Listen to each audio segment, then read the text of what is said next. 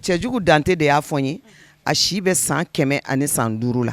a ko kɔɲɔmuso man ka sɛ bobaranin dun parce que banakɔtaa bi k'o fɛ sɛ banakɔtaa kasa ka go furu kɔrɔtɔlama i ka fɛn bɛɛ de kasa bi goya i cɛ nun kɔrɔ furu daminɛ tɛ mɛ a kɔrɔtɔlama i ka fɛn bɛɛ bi fɛ sɛ kama kɔɲɔmuso kan k'o de dun o ye sanfɛ taga ye sɛ woro kɔɲɔmuso kan k'o dun o ye sigili ye mais a bobaranin o ye kasagoya de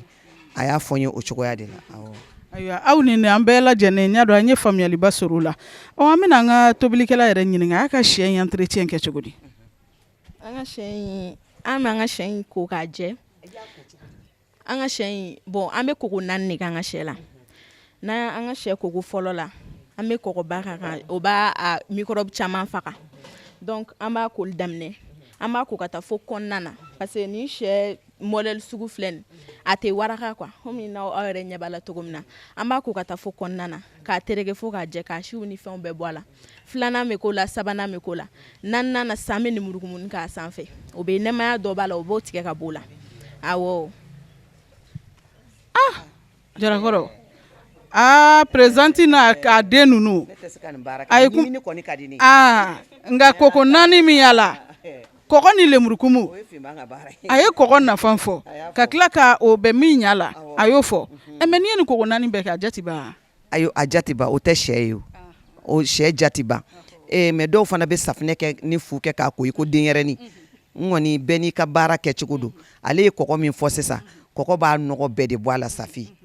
a ye 4nan min fɔ sisan teliya la ka lemurukumuni bisi a kan o bi yiri yara minnu bɛ sɛ sanfɛ o b'o bɛɛ de bɔ a la sisan nin ye farafin sɛ ye wa tubabu sɛ de ye nin ne tubabu sɛ de ne pondezi de a bɛ fɔ ale ma ko pondezi Safi o ye jumɛn ye pondezi dɛ ayiwa tɛna k'an ka sɛ kura maranen ninnu ye sɛ minnu bɛ bɔ nansarala ka na u n'an ka farafin sɛ ninnu tɛ kelen awɔ a bɛɛ kɔni ka di a ka di awɔ a ka di ka marinage kɛ cogo di tan ne bɛ na par exemple ne ka ni sɛ in nin ye sɛ a bɛ fɔ ne ma ko sɛ woroti sɛ worotilen donc n'i yɛrɛ bɛ se nin dilanni na ma se i ka taa sɛ yɛrɛ san kɛnɛ ma tuguni ni ne bɛ na an ka nin sɛ in dilan ni ne tilala koli la k'a ban n bɛ n ka épices dilan céleri ni layi ni poivre et consort n b'olu k'a la k'a lamaga k'a sigi dɔɔni n'i y'a sigi dɔɔni sɔɔni b'a kɛ daga la k'a kɔrɔ gɛrɛ yɔrɔ ni sɛ nin filɛ nin ye i b'a sɔrɔ ji caman b'a la i b'a kɔrɔ gɛrɛ ni n y'a kɔrɔ gɛrɛ sisan nɔ n'a ji bɛɛ bɔra la n b'a bɔ ni n y'a bɔ n b'a jiran kelen kelen k'a jiran kelen kelen fo k'a dori n'a doré la sisan nɔ i bɛ tila k'a yɛlɛma daga la tuguni ka ji dɔɔni funfun a sanfɛ donc o b'a to a bɛ magaya parce que ni sɛ jiranna n'a ma tobi dɔɔni a bɛ ja quoi n bɛ ji dɔɔni funfun a kan vapeur min bɛ yɛlɛ a la o de b'a magaya ni sɛ in yɛrɛ filɛ ne ba de ne dege nin na mama Fantisi Sidibe ale de ne dege nin sɛ in na jaba in filɛ genre sɛ filɛ nin sɛ tɛ se ka dun tɔn fo sɔsi dɔ de ka k'a kɔrɔ donc n bɛ jaba in dilan sisan nɔ ni jaba in kolo fagara dɔɔni n bɛ sɛ nin ta ka k'a la ni dɔɔni mana se n b'a bɔ sɔsi bɛ kɛ n ka sɛ kɔrɔ la. N'i y'a ye e ma furu n'e furula sisan e bɛna n burankɛ i ka sɛ dilan ta n'i ye nin bɛɛ dilan sisan a sigitɔ e bɛ mun fɔ i bɛ tɔgɔ jumɛn fɔ a ma n'a woloba sigilen bɛ yen o kɔni don dɛ. bon komi tɔgɔ dɔw bɛ yen an tɛ se k'o o tɛ se ka fɔ jama la mɔgɔkɔrɔbaw sigilen bɛ kɛ yen nɔ donc ni n bɛna dumuni sigi komi an ka tɔgɔ dilannenw bɛ yen nɔ sisan n b'a fɔ a ɲɛna ko alijana o ye arabukan de ye quoi o y'i cɛ ye i furukɛ o ye arabukan nama ye alijana Alahu o bɛ fɔ a ba ɲɛna wa tɔrɔ i kelen n'a kelen ayi n'a ba bɛ o bɛ fɔ a ɲɛna mɔgɔw tɛ caman t'o faamu a kelen de b'o faamu wala tɔgɔ dɔ bɛ i tɛ se k'olu fɔ ni mɔgɔkɔrɔbaw sigilen don occasion dɔw bɛ yen a ye to an ka denmisɛnninw dege o la i n'a fɔ fɔlɔ ani bi tɛ kelen kunun ani bi tɛ kelen cɛ woloba sigilen a kana fɔ a ma ko bebe a bɛ cɛ ba dimi kɔrɔ e m'a den bange e ko a ma bebe fɔlɔ cɛ tun bɛ wele kɔkɛ n kɔrɔ Madu fa ayiwa bina sisan olu dabilala aw jo don bebe tɔntɔn alijana a bɛɛ ka ɲi mais n'a y'a ye ko tɔgɔ bizarre don k'a bɛ digi ba la bebe kɔni c'est dans la chambre ne kan y'o kɛ ka yɛlɛ plateau kan ne radio n b'a ta ka segin parce que a bɛ na ni kɛlɛ ye cɛ sigilen a woloba kɛrɛfɛ k'a fɔ a ma bebe o ye waleyaw ye minnu cɛman ye an fɛ yan dumuni kɔni bɛ sigi nka bebe dumuni sigira a ba sigilen i y'i ka suntigɛ goya dɛ terdi ne ba i n'a fɔ an ye mun ta i yɛrɛ nɔfɛ ne kɔni hakili la ni a ba siginen don k'a yɛrɛ siginen don n'i nana dumuni sigi i b'a fɔ musokɔrɔba de ye ko dumuni sigira maa dumuni sigira ale bɛ se k'i ta ye o kɔnɔna na mais ale mana kɛ dutigi ye cogo cogo a ba kɛrɛfɛla la tɔgɔ wɛrɛ bɛ yen n'i y'o fɔ min t'a tɔgɔ ye tɔgɔlajɛ ye a ba kɔni b'a fɔ k'i ye fɛn wɛrɛ fɔ donc i bɛ dumuni sigi ne b'a dun musokɔrɔba i bɛ tɔgɔ min fɔ o la dumuni sigira ou bien ayiwa dumuni sigira ne kɔni bolo o y'a kɛcogo ɲuman ye awɔ an b'a yɛrɛ fo timinandiya la ladilikan jumɛn i bɛ ekɔli la awɔ ne bɛ ekɔli la i bɛ niveau jumɛn na ne bɛ université la deuxième année université deuxième année an b'an to nin na an t'an to nin na nɛrɛbɔ ka zira kansiri bɔ to i bɛ se to fasa la awɔ n bɛ se to fasa la i bɛ se k'o expliquer an ɲɛ awɔ bon n'an bɛ to tobi yan nɔ to n'an ye ɲɔ ko ni ɲɔ kora an bɛ taa ɲɔ si ni ɲɔ sina n'an nana an b'a tɛntɛn mugu tɛmɛna n'a tɛntɛra sisan n'an ye ji sigi tasuma sanfɛ ni daga wulila il faut que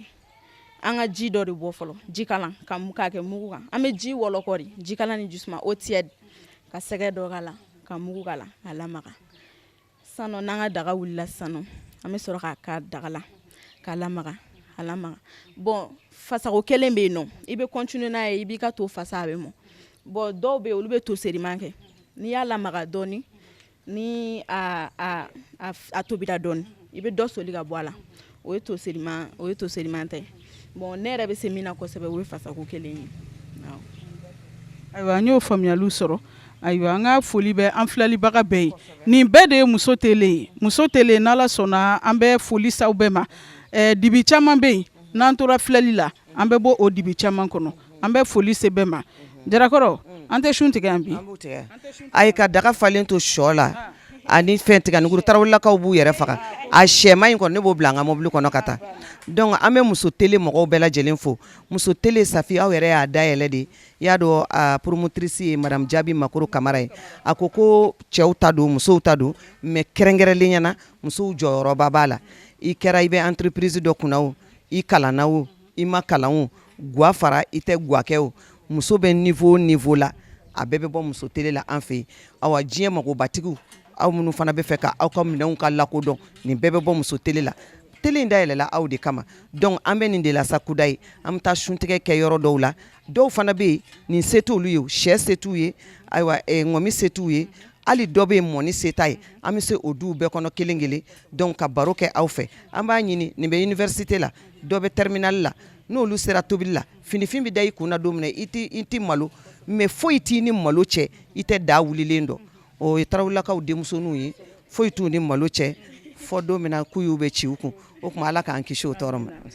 ayiwa nin tun y'an ye famille Kulibali la Filacɛ Kulibali ka denbaya ATT-bugu 759 logement an nana madame Kulibali Bintu Aja Beyitila Bintu Sidibe an nana suntigɛ la ale ka denbaya kɔnɔ ayiwa aw ni an bɛɛ lajɛlen ye min ye o ko kɔnɔ nin tun ye o ye halisa an bɛ an ka sunatigɛ yɔrɔ la n'o ye k'a dɔn k'a fɔ Aja Beyitila madame Kulibali Bintu Sidibe ATT-bugu 759 logement ale ka suntigɛ kɛrɛnkɛrɛnnen min n'a bɛ ka kɛ a n'a balimaw n'a sigiɲɔgɔnw ye hinɛ ɲini yɛrɛ hukumu kɔnɔna na ayiwa an y'a ye an ka bogotigiw olu de ye mɔnikuru yɛrɛ kɛ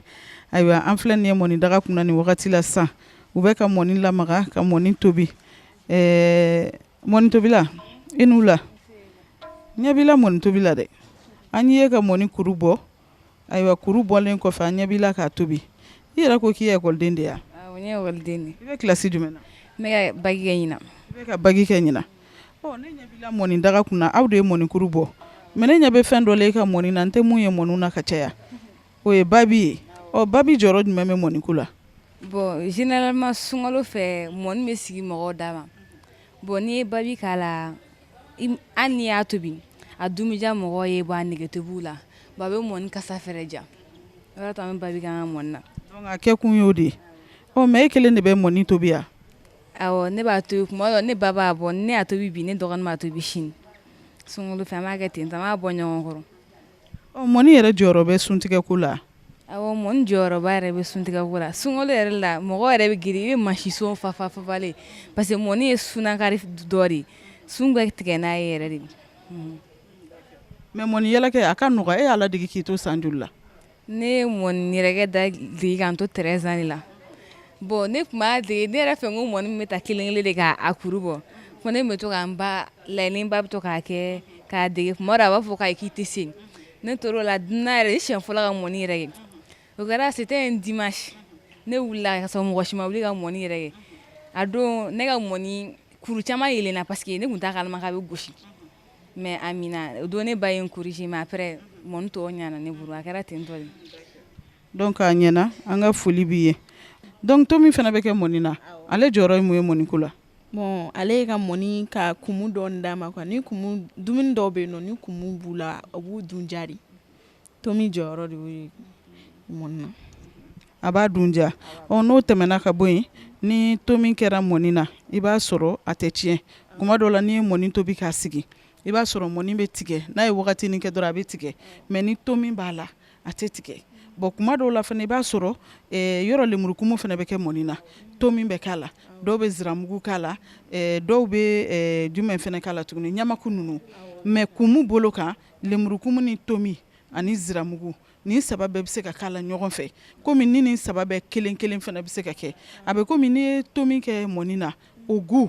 ani ye lemurukumuni k'a la o gu tɛ kelen donc don dɔw la pour que i ka mɔni ka min mɔniminaw bolo ka taga ɲɛfɛ i bɛ se ka don dɔw ta gu kɛ tomi ye ka don dɔw ta gu kɛ lemurukumuni ye ka don dɔw ta gu kɛ ziramugu ye o ka di mɔni ko yɛrɛ la kosɛbɛ donc tomi ka ɲi fɛnɛ ani n'i b'ale kɛ dumuni na en général i b'a sɔrɔ tomi bɛ dumuni minnu na k'a dun n'i b'u dun i kɔnɔ tɛ ja a bɛ kɔnɔmagaya se mɔgɔ ma donc ni sun tigɛra fana i bɛna sɔrɔ farikolo bɛ don ɲɔgɔn na donc kumuneni ninnu mana kɛ mɔni ni fɛn ninnu na ka min a ka fisa mɔgɔ yɛrɛ ma kosɛbɛ voilà donc an b'o fara aw ka tomi ko kan n'an bɔra yen tuguni an ɲɛ bɛ daga wɛrɛ la kɛrɛfɛ kɛngɛliba de b'a kɔnɔ kɛngɛliba kɛn bɛ ka ni mun ni mun ɲagami?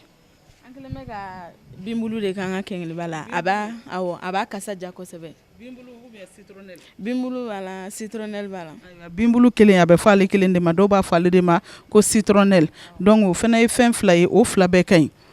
kangaliba filɛ u b'a fɔ ko tension bɛ mɔgɔ minnu na ni tension bɛ yɛlɛ n'i b'ale min a bɛ tension jigin ka apaiser bon binbuluni fana ye fɛn dɔ ye ale ka ɲi farikolo yɛrɛ de ma n'i bɛ binbuluni fana min i b'a sɔrɔ énergie ale bɛ énergie di mɔgɔ ma donc u ye tension ni diabète ko kelen mun fana fɔ donc binbuluni filɛ ko n'i b'ale wuli ka sukolanbulu i b'a n'o wuli ɲɔgɔn fɛ k'a min n'i bɛ nin da su fɛ ko o fana ka ɲi diabète ma kosɛbɛ donc mɔgɔ minnu bɛ yen ni nin farilabana dɔ b'u la mais n'u bɛ ka se k'u débrouiller ka sun n'u bɛ nin kan suntigɛ la a ka fisa kosɛbɛ mais aw ka mama ye mun fɔ aw ɲɛna kangaliba jɔyɔrɔ ka suntigɛ ko la? A ko kangaliba a jɔyɔrɔ ka bon kosɛbɛ suntigɛ ko la barisa ni mɔgɔ bɛ suntigɛ mɔgɔ bɛ jimafɛn min jimafɛn dun sumalen man ɲi suntigɛ la a bɛ kɛridimi bila mɔgɔ la a bɛ fɛn caman kɛ mɔgɔ la donc kangaliba filɛ sukoromafɛn don n'i b'a la a kalamani yɛrɛ n'i y'o min i b'a fɔ barikaba de b'a la n'i bɛ suntigɛ n'a ye fana donc c'est bien. Ayiwa an y'o fana faamu an ka foli b'aw ye halisa filɛbaa jɛrɛjɛkulu bɛɛ halisa an bɛ suntigɛ hukumu kɔnɔna na n'o ye Elhaji Filacɛ Jalo ka denbaya la Aja Beyti Layi Bintu Madame Kulibali Bintu Sidibe an b'ale ka suntigɛ hukumu kɔnɔna na donc suntigɛ surunyana presque donc an ɲɛ bɛ jama la an bɛna ɲininkaliw kɛ ka tila k'a ɲini u fɛ u ka duwawu kɛ Bintu ye ka duwawu kɛ jamana bɛɛ ye ayiwa fɛn min ye u se denbaya la wulada in na an bɛna ɲininkali k'o la ne fa i ni wula. Muso tele mɔgɔw k'u ka na suntigɛ yen bi komi nin ne denmisɛn teriɲɛ buran don ale fana y'a bonya dakoro kan ka na ɲɔgɔn fɛ o de ye n se yan bi an bɛ duwawu kɛ ala ka san wɛrɛ jira an bɛɛ la ala ka nin kɛ ko mɛnta ye ala ka hɛrɛ kɛ Bintu yɛrɛ ye ala ka n'a ka denbaya kanbɛn ala ka san wɛrɛ jira an bɛɛ la ala ka an n'aw yɛrɛ dɛmɛ bonne chance. Mɔgɔw ka suntigɛ kɛnɛ kan parce que ci bilara ma bɛɛ tɛ nin kɛ bon suntigɛ dun n'i y'a di mɔgɔ kelen ma i ye suntigɛ di mɔgɔ kelen ma i yɛrɛ baraji min b'a la i yɛrɛ de b'a dɔn n'a ma ɲɛ an kɔni an garisɛgɛ donna na ɲina an bɛ ala deli nin ka kɛ san o san muso tele mɔgɔw fɛ an ba sababuya la ala k'an ba fɛnɛ tanti Binu mɛn an kɔrɔ awɔ a diyara an ye vraiment an sigiɲɔgɔn de Binu ye gɛlɛya foyi t'anw n'a cɛ sigi la hɛrɛ kɔ wallahi gɛlɛya foyi t'anw n'a cɛ sigi la ka côté se mɔgɔ ma an kɔni b'a ka conseiller mɔgɔ ma awɔ an bɛ sigi la dɔ b'a san 10 kan caman b'a san 10 kan awɔ. Salam alaikum, rahmatullahi wa barakatuh. Moi, c'est Fomba Boubacar, né 700 jeunesse Mamroudoy. Oui, 759 logements. Au fait, je suis secrétaire administratif de l'association de la jeunesse de 759 logements. Au fait, un invité Rabi, Kana Sigila, nous sommes Suntegay. Alhamdulillah, Rabil Alamina, Mbala Foka Barkada, Bintu Ere, Mogoyana Mabado. An dugawu de k'a ye dɔrɔn ala ka k'a ye sijan ani kɛnɛya ye ka labanko ɲuman nɔgɔya ye ka labanko juguw k'an kisi o bɛɛ lajɛlen ma ala k'an jɛlen to hali bi ala kana nafigi don ani ɲɔgɔn cɛ vraiment a diyara an ye a bonyana ma aw yɛrɛ ɲɛ bɛ kɛnɛ na cogoya min na an sewalen don an nisɔndiyalen don a vrai dire an b'aw fo. Vraiment alhamdulillah an bɛ muso tele mɔgɔw fo kosɛbɛ u ka baara in na ani an bamuso yɛrɛ an bamuso min yɛrɛ sababu la n'an sera yan bi. Tante Bintou, vraiment, on m'a fait dante folie parce que jeunesse, avec jeunesse ko bité, bon, avec fait trop demain quand y a jamana ma, vraiment tante ba se là. Donc vraiment, ni a un restaurant bi, tante boyan kamado. Il y a suntra qu'on alhamdulillah, mais on m'a pas dit moi, vraiment boyan, baraji mbala tsira fora dans ta folie là quoi. Donc ne ba yini muso befe, ani un restaurant fait jamana kuna kun. Ni mu me se kan action nyona la degika. Ni bɛ se k'a ɲɔgɔnna kɛ k'a di i silamɛɲɔgɔn ma vraiment a ka fisa quoi a ka ɲi yɛrɛ de barajiba de b'a la dɔw de tun ye ne ka kuma ye. Salamu alaikum ala k'an bɛɛ sababa ma ne tɔgɔ Jibril Kamara ne ye 759 logements association des jeunes présidents ye n ye association pour le développement du Mali an ka bɛn a bɛ 700 kɔnɔ n y'o fana président ye ne bɛ foli lase fɛn fɛn ye kɛnɛ la sɔrɔ ka se suntigɛ yɔrɔ in na Tanti Bintou ye suntigɛ min organisé n bɛ bɛɛ fo. Ala ka suntigɛ in ala ka kɛ baraji ye ka ɲɛsin silamɛden bɛɛ lajɛlen ma ka ɲɛsin Tanti Bintou ma Tanti Bintou yɛrɛ jɔn n'o fɔlɔ Tanti Bintou ye an ka 700 musow ka association Tanti Bintou ye présidente de ye wa Tanti Bintou ye muso cɛsirilenba ye sigida la komi Sisi la mɔgɔ caman b'a dɔn fana donc n'a ye nin waleya ninnu ta k'an sɛgɛrɛ o tɛ bala an na donc an bɛ toujours an bɛ foli de kɛ ala k'a sara aw yɛrɛ teleso muso tele mɔgɔ minnu fana sera an bɛ foli k'aw ye ala k'aw bɛɛ sara ala k'aw ka tele ala k'a taa ɲɛ ala ka ko bɛɛ kɛ ɲɛtaga ye ala k'a sara an bɛɛ ye voilà o de ko ye ne ka foli ye k'a lase bɛɛ ma. Alhamdulillah rabbil alamin an bɛ ala fo ka ala barikada ala ma dugu fɔ a ma jamana fɔ a ko de ko buna hadamaden maa ɲɛnama maa tɔgɔtigi maa barikama an bɛ muso min ka kɛnɛ kan bi a cɛ ni o b'o kɛnɛ kan a n'a balimaw sabula a kɛra miseli de ye 700 in kɔnɔla la ka maaw kara k'u don ɲɔgɔn na ni ye ne selen ka na o de don ne yɛrɛ tɔgɔ Elaji Ismaila Kamara n sigilen bɛ 700 na o tɛmɛnen kɔfɛ an tɛ se ka foli kɛ n'an man ka diinɛ ɲɛmaaw fo o diinɛ ɲɛmaaw ye jɔn ye minnu y'an bila baara la ne 700 bɛ se ka basigi cogo min na n'o ye Elaji Bouakar Kulubali ye n'o ye Elaji Odi Kone ye n'o ye Elaji Banjugu Dumbiya ye n'o ye Jara Jɛma ye ani Mukadam Jara i k'a dɔn u y'u hakili jagabɔ wali kɛ bɛn bɛ se ka na o de kɛra sababu ye n'anw bɛ nin kɛnɛ kan bi Bintu a n'a cɛ a n'a balimaw n'a sigiɲɔgɔnw n'a furuɲɔgɔnw n'a kanuɲɔgɔnw u ye nin bɛn k'a kɛ mun ɲɛna k'a kɛ miseli ye k'a jira hadamaden na k'a dɔn k'a fɔ anw de ta ye ɲɔgɔn bɛn i bɛna mɔgɔ bɛna mɔgɔ de bolo maa bɛ taa maa de bolo o de kɛra sababu ye ne ɲɔgɔn sɔrɔ donc n bɛ aw bɛɛ lajɛlen fo k'an ka quartier ɲɛmaaw fo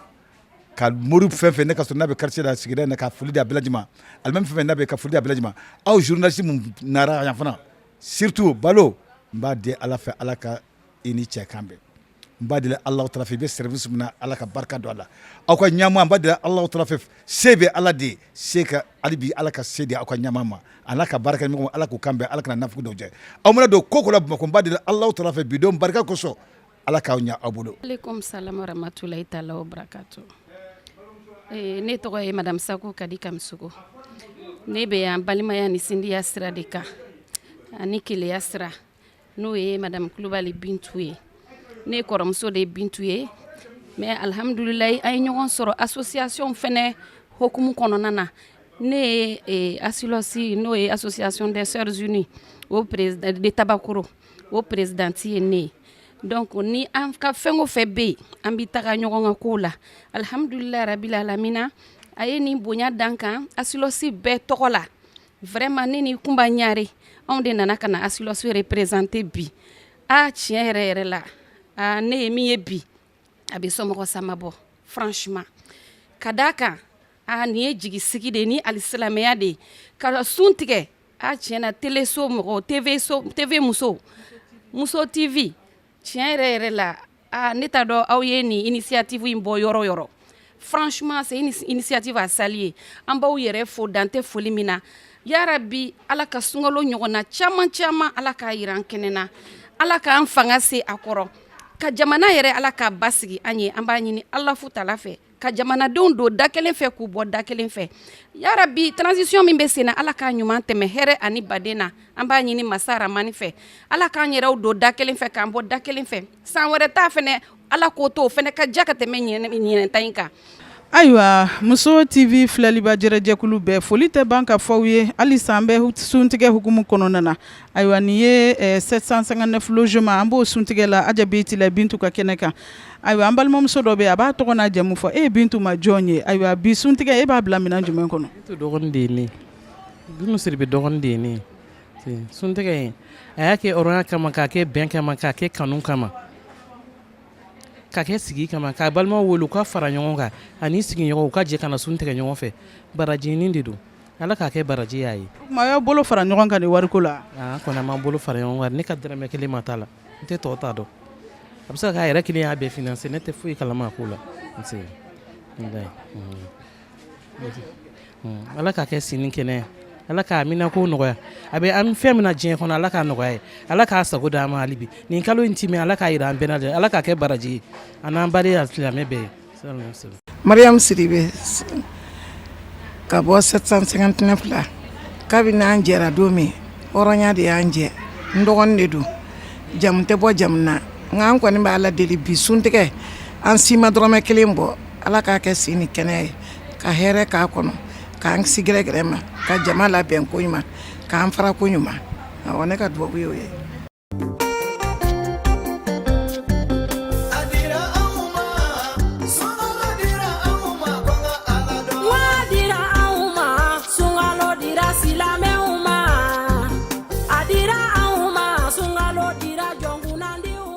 Awa Mayiga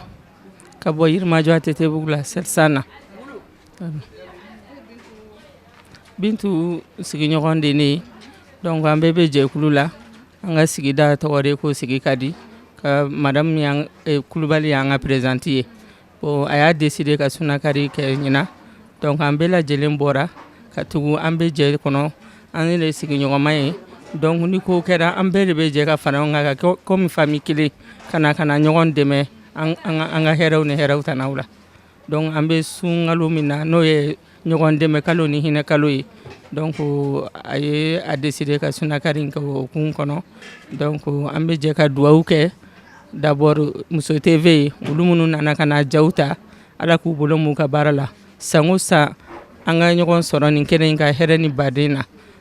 ka sunkalo tɛmɛ ko ɲuman k'a di an ni silamɛdenw bɛɛ lajɛlen ma an ka jɛ k'a kɛ ɲɔgɔn fɛ hɛrɛ kɔnɔ. Bintu ka nin suntigɛ ɲinɛ na ma nin diyara n ye yɛrɛ de ala k'a kɛ sini kɛnɛya ye ala k'a mɛn ka baraji kɔnɔ ala sa wɛrɛ an kɛnɛ k'a kɛ ala k'a kɛ hɛrɛ ye amen. Foli min b'i bolo ka se Muso Tele ma ayiwa an mako b'i ka duwawu la parce que mɔgɔ min bɛ kariya ka nin foni sira kɛ gundo dɔ b'i ni ala cɛ donc an mako b'i ka duwawu la gale ka ɲɛsin jamana ma an mako b'i ka duwawu la ka ɲɛsin jamana ma ka se i yɛrɛ ka sigida ma fo ka se i ka denbaya ma i yɛrɛ bɛ min fɛ i yɛrɛ de b'o dɔn ala k'o k'i ye i bɛ siran min ɲɛ ala k'i kisi a ma ayiwa i ni wula. Nse a ni wula somɔgɔw bɛ di nse tele nana an ka suntigɛ la a diyara n ye a bonyara n ma kosɛbɛ n bɛ duwawu k'u ye ala ka tele in taa ɲɛfɛ teletigi ala ka barika don ala ka barika don a kɔ la ala ka barika don jamana na Safi Balo ni kɔni ye silamɛ ye n'i bɛ se ka min kɛ sunkalo la i b'o de kɛ n'i ye silamɛ ye dɔrɔn n'i bɛ se ka min kɛ sunkalo la i b'i seni ni i seko dɔrɔn de kɛ n'o tɛ waritigiya tɛ mais ka sigiɲɔgɔnw wele u kana n dɛmɛ ka suntigɛ kɛ o ka di ne yɛrɛ de ye hali bi san caman an ka nin kɛ safi ala k'an yɛrɛ ɲɛmɛ la k'an ɲɛmɛ tele in na ka barika don tele in na jamana ala ka jamana kolo suma hali bi ala ka jamana kolo suma ka basigi na jamana kɔnɔ ya rabbi an ma k'an bɛn kelen ma an bɛ 700 min a cɛ n'a muso hali bi ala k'an bɛɛ lajɛlen bɛn kelen ma awɔ ne madame Kulibali Bintu Sidibe ne bɛ 759 la